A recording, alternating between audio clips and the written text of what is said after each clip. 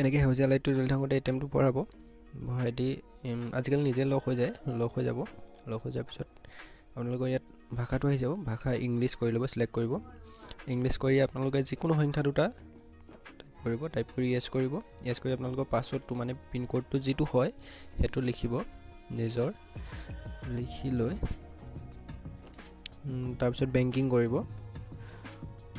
তাৰপিছত উইথড্ৰল কৰিব, তাৰপিছত ছেভিংছ কৰি দিব। তাৰপিছত আপোনালোকৰ এমাউণ্টটো লিখিব, কিমান টকা উলিয়াব আপোনালোকে, সেইটো লিখি লৈ য়েছ কৰি দিব।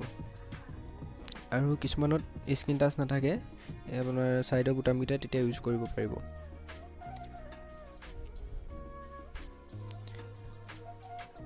তাৰপিছত অকণমান ৰখাৰ পিছতে পইচাটো আহি যাব।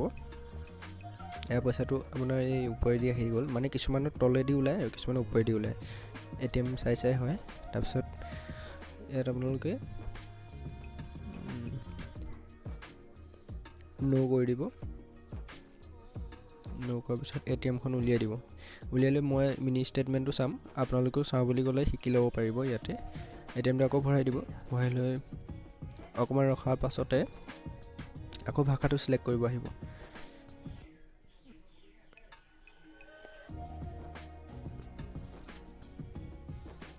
ভাষাটো আকৌ ইংলিছ কৰি ল'ব। ইংলিছ কৰি আকৌ যিকোনো সংখ্যা যি মন যায় দুটা লিখি য়েছ কৰিব। তাৰপিছত পিনক'ডটো মাৰিব, পাছৱৰ্ডটো মাৰি দিব। মাৰি লৈ ইয়াত মিনি ষ্টেটমেণ্ট আহিব। তাৰপিছত আপোনালোকে ছেভিংছ কৰিব।